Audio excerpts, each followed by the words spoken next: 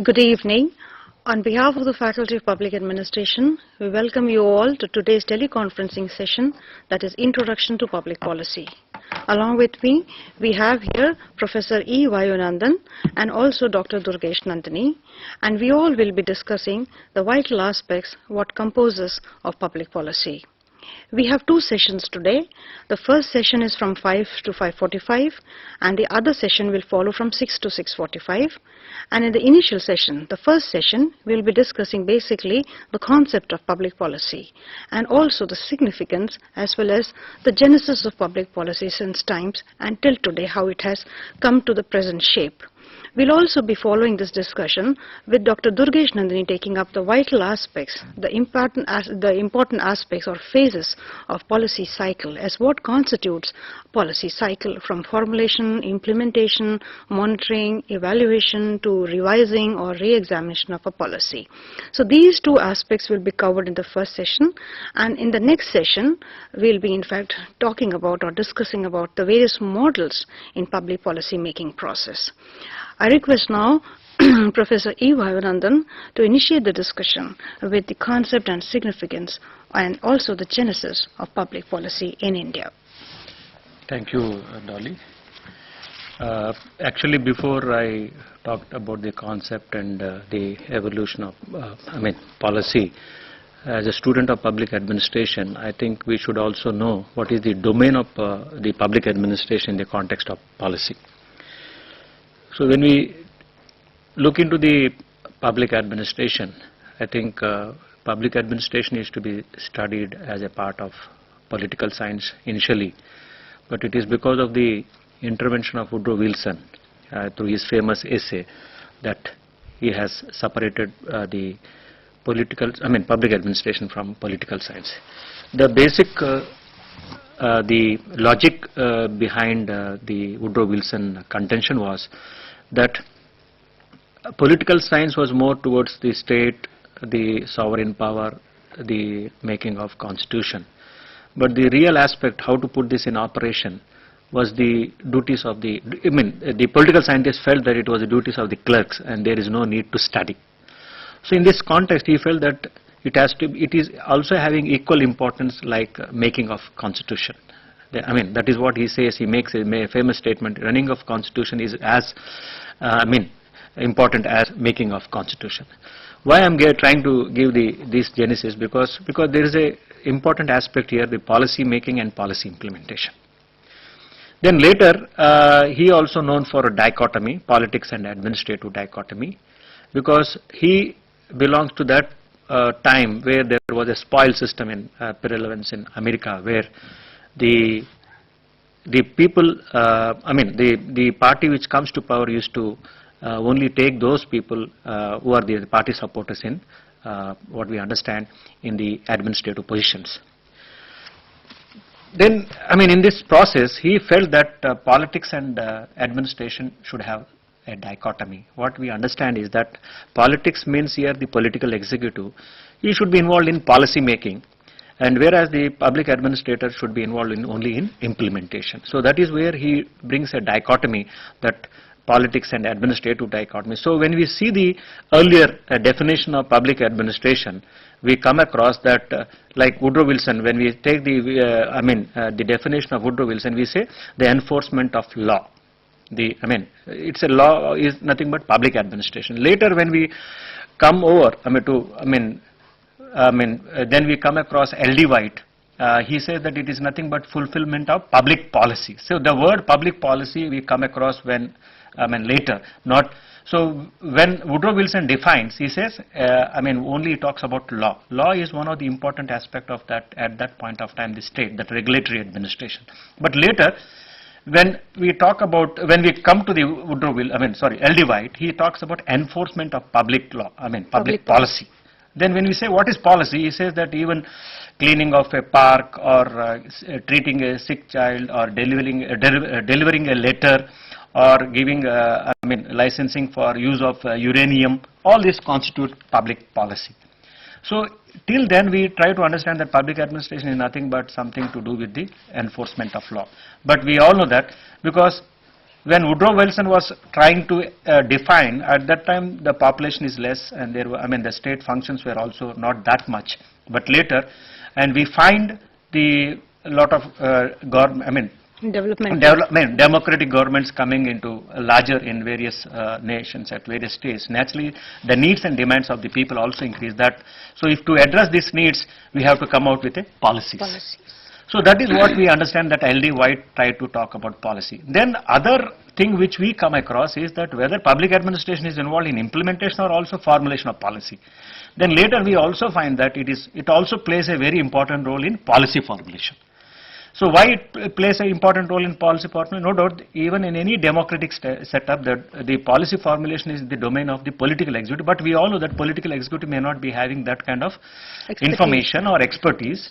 And because of that, these mostly rely on the public administrator for formulation of policy. So that way we again reframe our definition that public administration also plays an important role in formulation. No doubt even today implementation is one of the important what you call the function of public administration, but also we say monitoring and evaluation.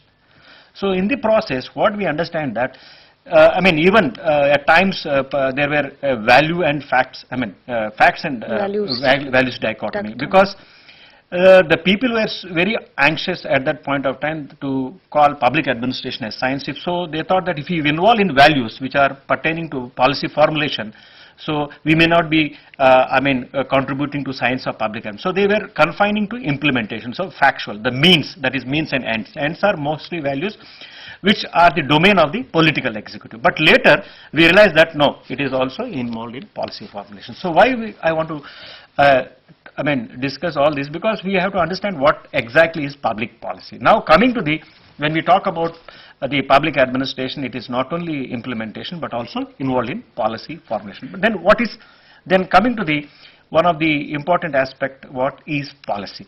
So what do you understand by policy? Because we have policy, we have decisions, we have goals, we have objectives, we have programs, we have projects, we have schemes. So interchangeably we come across. So we understand, one of the scholar who said that policy is nothing but what government want to or not wanted to do. So what exactly he mean by that? I think it is, what he understand is that a policy is something, I think whatever the government wants to do is nothing but a public policy. And the other way we find it that public policy is a proposed course of action of a person or a group or a government within a given environment, providing opportunities which are to be addressed to the needs and demands of the society. So when we talk about public policy, so something whatever the government wants to do. So trying to look at it, that public policy is something which is catering, and one way it is being formulated to accommodate needs and demands of the people. And in a democratic setup it is more, because it has to be inclusive, that it should attend to all the sections of the society according to the requirement. So that has to be reflected in a policy. And again when we try to look into the policies again operationalized through programs, schemes, or programs oblique schemes, or what we understand the law, or what we understand the project mode. So project is infrastructurally, and also one way we have also pilot basis. So before you proceed further, I would just like to get a clarification. Is there a difference between a policy and a public policy? Yeah, see, generally policy means any policy of coming any organization coming what they are supposed to, whatever they wanted to do. But when you say public, when you add public to the policy, it is nothing but a policy related to the government. When we say public, it is the people. People means it's the government. So that way, like administration, generally we say it's a cooperative group effort to accomplish predetermined object. When you add public so it restricts the meaning of administration, which is confined to coterminous to government administration. So in the same way, when you say policy in general, it is whatever the thing to be supposed to be done by that particular organization. When you say public, then it is pertaining to public. Government. So this is what we understand by public policy. Then as I said, from the policy we get the programs, and then we get the whatever is called schemes and the law, and the what we understand the projects. So what is exactly how this policy? See, you have a general policy that we have to elevate the people. I mean, that is poor people. So it is a policy of the government. But how to, because how to, I mean, realize this policy, we go through that programs. Programs has certain goals to achieve. So it's not that you have a broader policy and it can be attained straight, comprehensive, but you come out with such programs and schemes. Maybe you have schemes for rural, I mean, employment schemes for unemployed rural youth, or you give some subsidy to the farmers, or national health mission. Yeah, for women you give the old age pension. Education policy. All this, so they are come under programs and like schemes. you can have the Sarva Shiksha Abhiyan under the national education policy. In the same way, you have a law also. That is, legislation is also required. Why? Because suppose you have a policy that the children should not work up to certain age. So if you cannot see that as some sort of a problem only from regulatory angle, you have to see from socio-political angle. Because why people go for employment? Because of economic aspects, maybe social aspects. Why the parents sends the children to the employment? Because of, so you first have to address this. By how you address? Either you should provide some stipend or a scholarship or midday meal or some hostels and some stipend so that they can sustain. Incentives. Incentives. Then you have to also have a legal enactment. Why? Because if you don't have legal enactment, the other, concerns may employ them. So you have that the children are banned for employment. So you have a legislation. Child Labor Abolition Act and all that. Child labor or child employment. So you have to act. Then there can be also a project. Suppose you are introducing certain schemes, you may not be able to introduce scheme whole of the nation because you want to test first of all how far this is. So you have a project. So you have a pilot project. You apply that scheme in a particular area or a particular district or whatever. So you see how it is going up. I mean, according what limitations it has, and accordingly you try to refine it. Then you will extend to a whole part of the nation. So project can be infrastructure and project can be pilot basis. So this is what we understand about the public policy. But what we understand, there is often interchangeably used the policy and the decisions. So what are decisions and what are policies? So we use interchangeably. So when we, I think you have all discussed about, in your units, you have seen about the Simon's administrative behavior. What he tried to say that all the classical thinkers, they have mostly provided principles which are, which provide, which may contribute to the effective action, putting the, for implementation or putting the things in action. In practice. But before every action there is a decision, preceded by a decision. But that has not been given any importance. So at every level, before doing, you have to take a decision. That has not been given importance. Why it has not been given? Because this decision is been equated with policy. Policy is taken at one time. Okay. So he says that you have equated the decision with the policy. Who says? Is this Herbert Simon. Okay. So that is the reason we have not paid much attention to the decision. Decision is there everywhere at every level wherever there is an action. Before action, the decision has to be taken. So that is where he says that any organizational theory should have two sets of principle. One set of principle which makes a person to take a right decision, and other set of principle to see that decision is put into action. So, but whereas the later part is being given importance by the classical school. The earlier part was never given because people thought that decision is nothing but it been taken at the top level and there is no need of decision at any level. Yeah. But he feels that every action requires a decision. Other thing what we understand, so interchangeable, the decision is being taken at every level, but the policy is a very comprehensive. The policy consists of decisions at every level, but policy is a very, what we understand, comprehensive than a decision. Even in selecting a decision or a policy, we may follow the same pattern. Because what is policy? Because we wanted to address certain needs of the people, we come out with policy. Naturally, we have certain alternatives also. We select the best alternative. Even in decision also the same thing. But the policy, within policy there are number of programs and number of decisions. So it cannot be, that way we cannot be equating the decision. Then some people may ask, goal. What is goal and what is policy? Policies are also nothing but translating the goals, achieving the goals. Yeah, what we understand through policy, we will achieve goals. Goals, yes. Yeah, through programs or through schemes or projects. So this is what I think we try to understand between the policy and the decision. And coming to the other important thing, what we understand. So when we are talking about decision also, there are programmed and non-programmed decisions. So some decisions are repetitive. There is no need of taking every time. Yes. So you have we have a decision that every week or every once in a month you have a teleconference. There is no need of taking every month a decision. It is a regular. But programmed. There are certain decisions which are not repetitive or routine. They are at once. And they are novel, they are dynamic. So you have to have a non-programmed decision. But in a policy, we cannot have that kind of a aspect. So policy is a broader, it has a time frame, and it is a long-lasting, and it has a time period. All this, what we understand about the policy. Then, coming to the various other, what we understand about the types of public policies. So, generally, when in any democratic setup, we have certain public policies, what we call, one we say substantive, the one way we call what is called regulatory, the other way we call distributory, other way we have redistributory, and other is capitalization.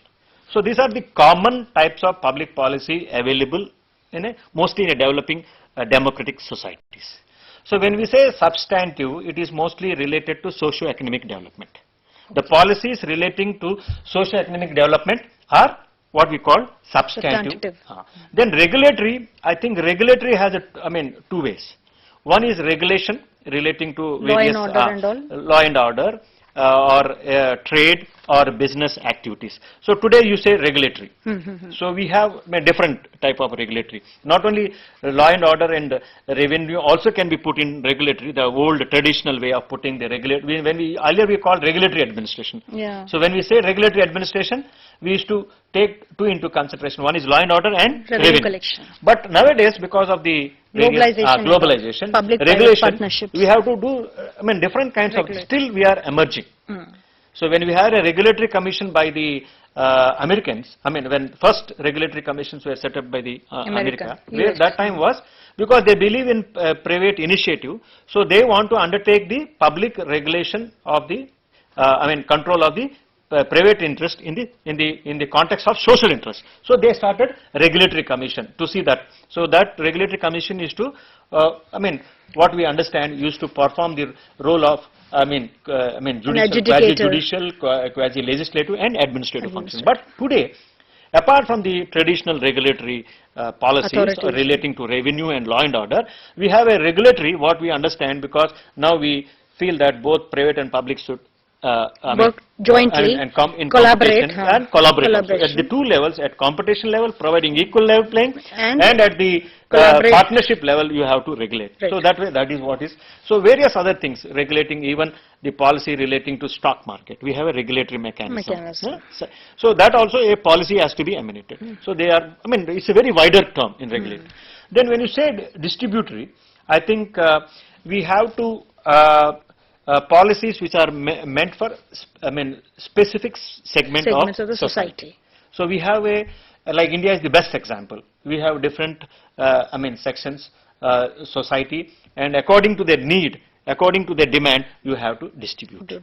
So this is what is a distributor. Then when you say redistributory, I think rearrangements of another important is rearrangement. So you redistribute, like we say that even though we are, also going for economic reforms, but still, we have to emphasize upon the social sectors. So you have to what we understand, we rearrange, and we see that there, we also have the, we have to bridge a gulf between the economic concerns as well as social concerns. So you have a redistributory. Then when we talk about capitalization. Say for example, if we say the National Rural Employment Guarantee Program of the Government of India. Now that can be a distributive program, or distributive mission. Yeah, please come in, Jammu. Hello?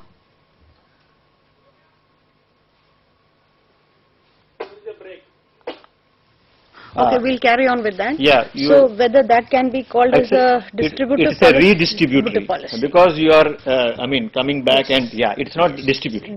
Because you have to rearrange and redistribute again. So this is what we understand about the redistributive. Then coming to the capitalization, I think giving subsidies to various small scale or local government or industrial areas, or certain subsidies to the agriculturalist or marginal farmers, various subsidies. Hello? Question. The question is, what role is envisaged for the field executives in the government setup for the public policy planning in a democratic setup? I think we are not able to. It's not audible.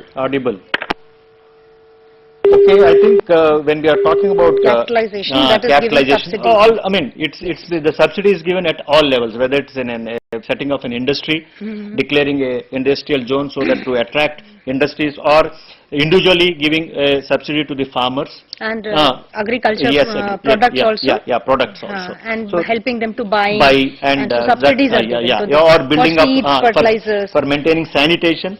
You also said that you build up your so that also you give some subsidy or a sort of a matching grant. Right. So this is what is called capitalization. So it may be industrially, it may be socially, it may be economically. So these are the types which we understand about the types of policies. Then coming to the stages, before I leave it to Nandini to discuss about the various policy process.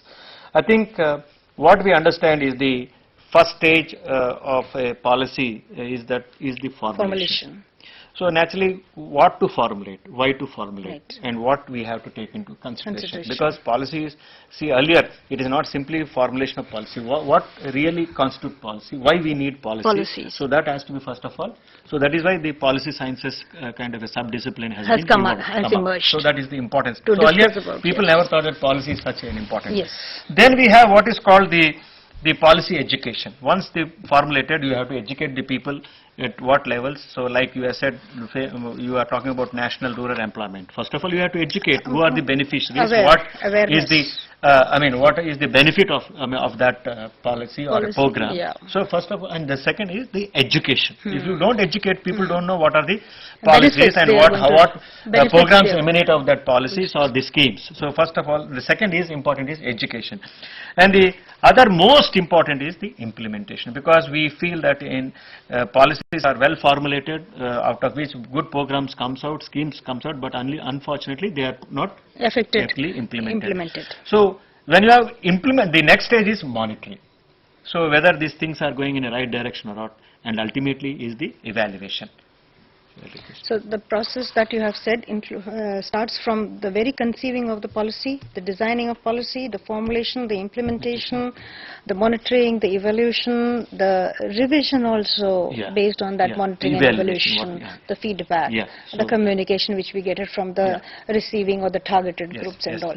So once you have said about the concept and the significance, and also how earlier days when policy was in fact seen as only the prerogative, policy making was seen the prerogative of the political executive, and later on how with the changing times and recently with the reforms brought in by the globalization, in the global scenario changes have been brought in, reforms that have necessitated that the administration or bureaucracy or the permanent executive is also as equally involved not only in implementation but also in the formulation, the very formulation of the policy, and the 4 or 5 vital steps in the policy making process that you have just briefly mentioned. I will just take this further to Dr. Durgesh Nandini, who will be now discussing in an elaborate fashion on various aspects of this policy making process. I request Nandini. Before Nandini takes over, as you said, it's a very big process of policy formulation. Because nowadays, unlike earlier, see, we are in a global world, so you have to balance, bring an equilibrium between the demands. See, policy, it's not that it is something which you have to look only from your point of view, but you have to also address the needs at the global level, and you have to bridge a gulf. So I think it's a very, now earlier see, most of the policies which we used to formulate, looking at the I demands. think every phase or every aspect of the policy process, making process, is as crucial as the other. Yeah, yeah.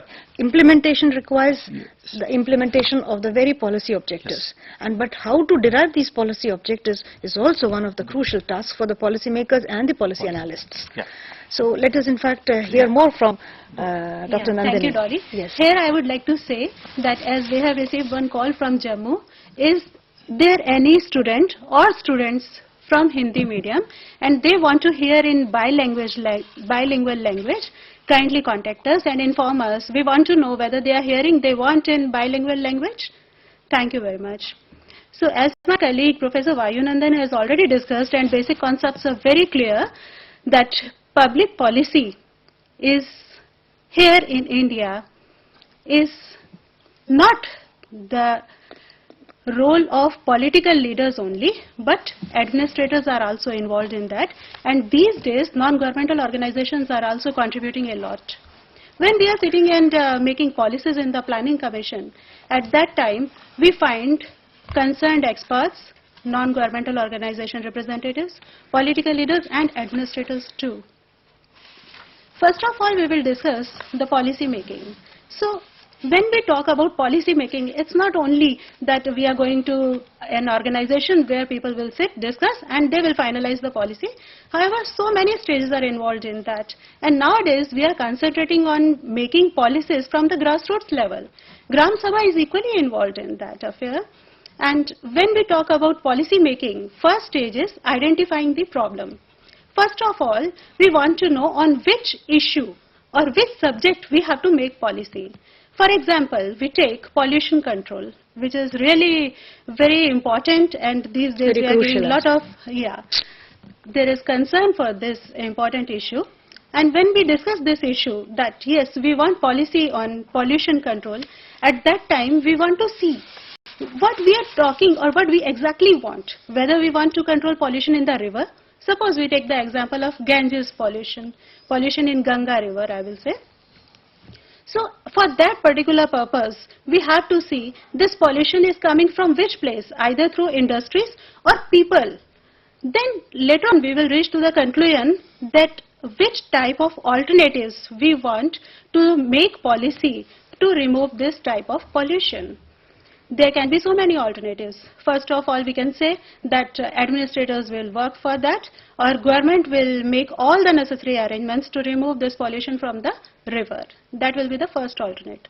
Second alternate may be that public-private partnership, as Dolly and Professor Vayunandan has already discussed about it, that we will talk about this issue in more detail. Here, when we talk about public and private partnership, that may be partnership with the non-governmental organization, that may be the partnership with the industrialists who are there, which are really contributing a lot in creating this type of pollution in the river. And third alternate may be the state government or the local authority, that district administration. So we have to select, we have to choose which will be the best alternative for that. So for that particular purpose, what we will do? We will definitely concentrate on a scientific based study. And for that, we will try to forecast the best alternatives and repercussions of those alternatives. One by one, we will discuss all these issues. And for this particular purpose, there are scientists, there are the experts who will concentrate on forecasting and evaluating the alternatives one by one. Like for example, if we take that government will work for removing this pollution from the Ganges river, at that time we have to see that whether we have sufficient resources, we have sufficient manpower, we have sufficient technology, we have sufficient facilities and sufficient people. For this particular issue, when we discuss that government will do, at that time generally what citizens think, okay, this is the part of government, this is the job of government, then they will start criticizing government is not doing this, government is not removing this. And if we involve citizens in this particular work, it will really be beneficiary. This is not only for one particular river, but this can be used for other rivers also. Here in Yamuna we have seen the good examples of resident welfare associations which are contributing a lot. Even school students are contributing a lot. So we have to see all these issues and all these resources. If we have sufficient resources, definitely government and citizens can work together. And if we want other type of additional resources, then we can involve industrialists also. So on the basis of these alternatives, we will think over the policy what exactly we want. And this is not only we means all the policy and policy makers. Next step will be making choice. Now they will make choice which is the best suitable policy for that particular area and on the basis of resources what we have. On the basis of these resources we will decide the policy.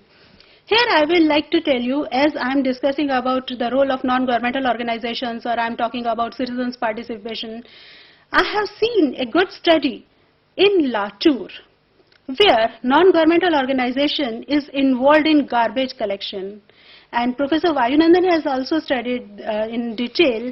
So you will like to discuss something on role of voluntary organization in this particular aspect? See, it is more towards the implementation of the policy. See, as you are mentioning about Latur, what happened, I think one of the very important, what we understand. Because at the time of policy making, we have to think about implementation. See how best we can integrate either to decide NGOs which is or the best. Because the government cannot do everything on its own, and people should also have some sort of contribution.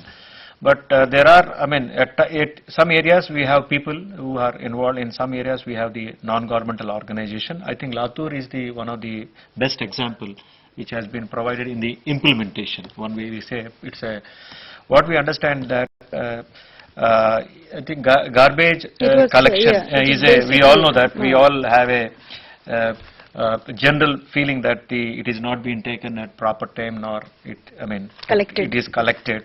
So we have always a complaint against the municipal authorities. But recently we have seen that Latur example. I think they have given this garbage collection to a non-governmental organization, and two things they have achieved. One is because Latur is the place where you have seen that famous virus chikungunya, which has been nowadays in that area. So they could eradicate that chikungunya and also properly rehabilitate the earthquake affected. The rag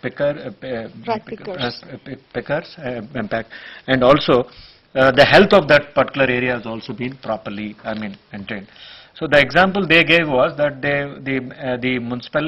the town municipality has given the responsibility of collection of garbage to an NGO, and NGO very scientifically what it said that we will not have any collection bins outside. It will be taken directly from the homes, and the rag pickers have been told that they should not place this anywhere. They have a central place, they have to bring that, and the rag pickers will be paid according to the how much collection based on their weight. And plus there were also rag pickers, mostly were women.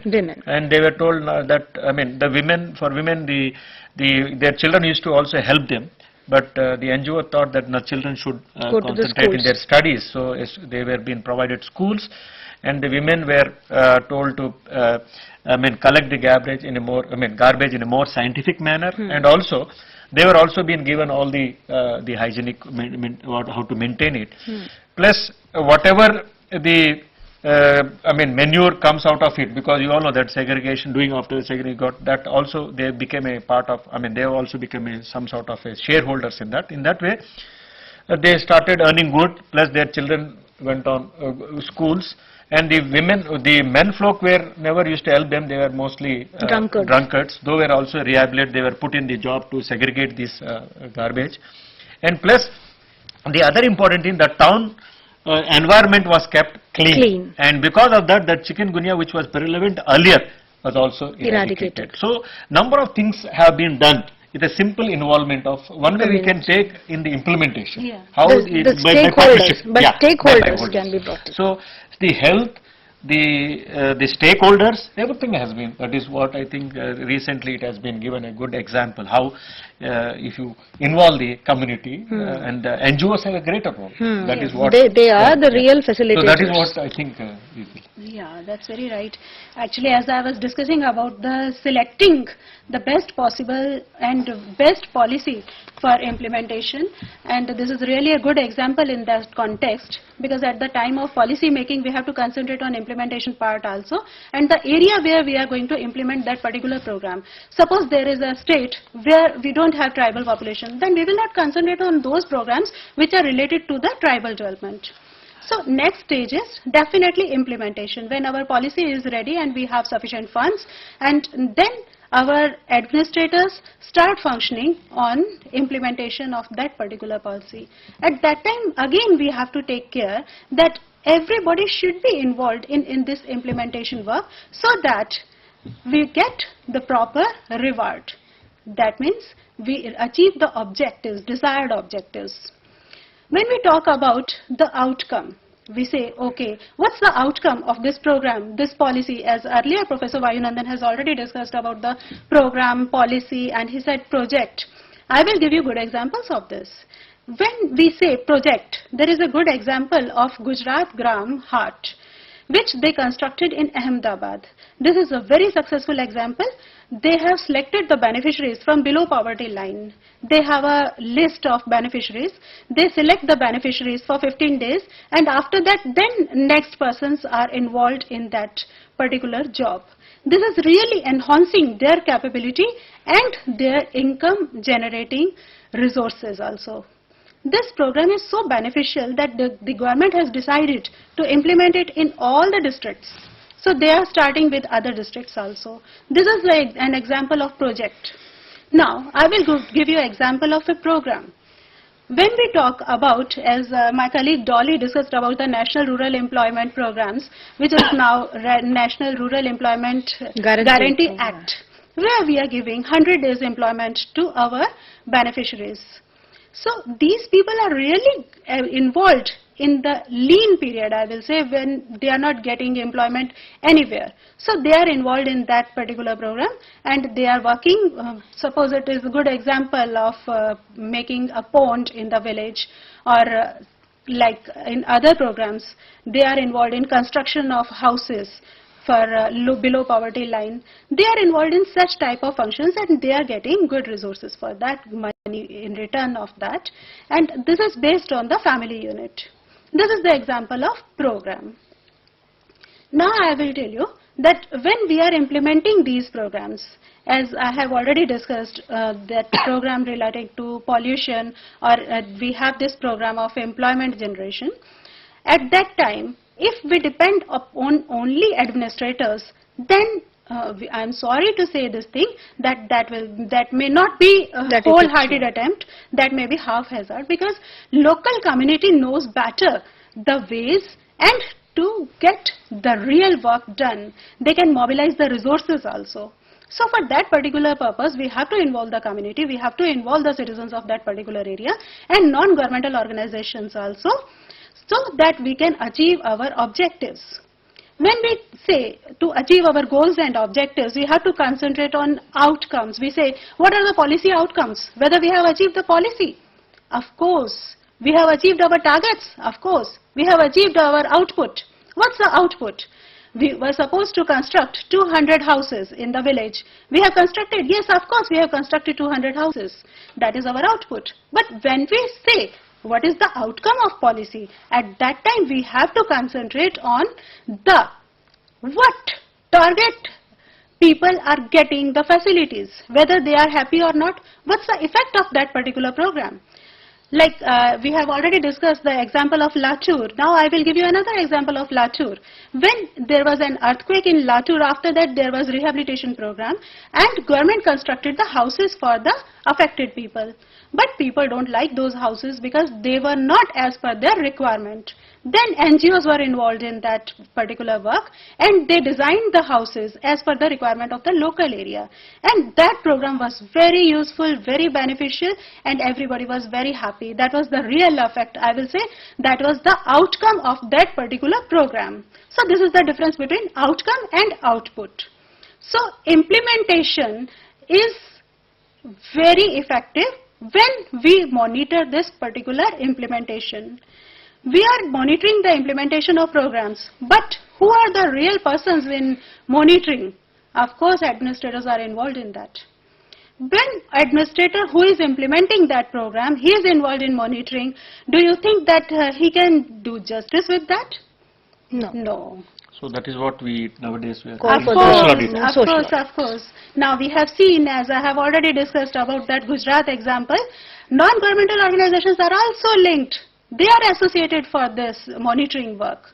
So that way we can at least we can expect they can spare time, they can spare their resources and can give us the good results. For example, the social audit that is going on nowadays in Rajasthan in full swing, it started from one district and it has slowly spread to most of the districts in Rajasthan. Exactly. And where the people, the villagers themselves go to the panchayat office, they have a right to ask for the records of the developmental funds the panchayat has received and how it has been dispensed. And what kind of monitoring has been there from the upper levels, from the panchayat block level, and they themselves in fact then audit the records, the data, and there is where the surveillance lies. There is where it makes the panchayat officials, or for that matter the block level officials and Zilla Parishad officials very vigilant and alert. They can't in fact siphon off the funds. But definitely social audit is facing so much of resistance from the block level officials, from the panchayat sarpanches and all. But then also the people are much motivated with the help of the NGO over there. Exactly. And this that is really a good Aruna example. Roy's MKSS, that is in fact definitely doing a very good job in motivating and mobilizing the community for a very wonderful social audit that is going this on. type of audit is going on in Gujarat also, in particularly self-help groups. When they are providing loan to these groups. After every 6 months they are doing this audit. What you said was right, that just monitoring by the administrator, naturally they will justify their, so they do the audit in such a manner that everything is going in the right direction and everything they show the green, I mean what you call a rosy picture. Exactly. But what Dolly said, that nowadays, see, one of the very important aspect of 73rd Amendment was the creation of the Gram Sabha. And the duty, Gram Sabha is nothing but what we understand, the institution for a direct democracy. And one of the important thing which we understand is the social audit. But apart from that, that institutional arrangement, you have seen NGOs coming up forward.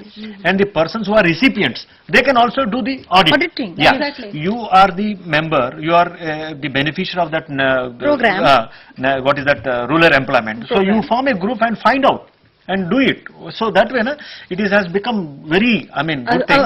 Social audit has been brought in, and it is one way contributing to a mass movement, so that the people who are the beneficiaries, people who are the recipients, can also monitor and audit. Social audit. Exactly. And say how exactly they are really leading Effectual or not. Or what is the money is being taken away. So that way now the officials and the government is being threatened. Very alert now. Very alert now. And one way they are not endorsing this social audit. I mean, it's not that they are unable to digest. Yes. So this is what I think is the new monitoring, which you said that one of the duty of public administration is monitor. That means they are not able to do it. And so now we are slowly shifting to other. They can't do justice to the monitoring system. Moreover, they are very busy. They don't have time to do all these things in a detailed manner. Yes. But the point is, the real point will be when we involve the community. And last stage, not least, I will say, that is the evaluation of the program. Evaluation program is also very important because everything depends upon the evaluation of the program. Monitoring is the part of evaluation. Evaluation is when implementation is complete. After that, we see what's the real impact of the program and how we can improve it further. So this way, this is the cycle. When we start identifying the problems and we reach to the evaluation stage, after that comes the problem structuring. Then we identify and we prepare a list of problems and how to deal with these problems with the help of experts, scientists, administrators and political leaders. So this is the policy cycle, I will say. And these days we are facing a problem which is a real crucial problem, that is regarding school transportation. And this policy is under the development stage, I will say, because the government has definitely implemented this program, but van drivers and others, schools are facing real problems. So we will see what will be the solution for this particular problem. However, after 10 years planning, they have implemented this policy, state government, particularly Delhi state government I am talking. So definitely we can solve all these problems, but with the help of citizens' participation and effective monitoring, I will say. Inclusive. Yeah. Inclusive. You will like to add something? We'll switch on to the next session after 15 minutes. Yeah. Thank you, and we wait for your coming back also for the next session. Thank you very much.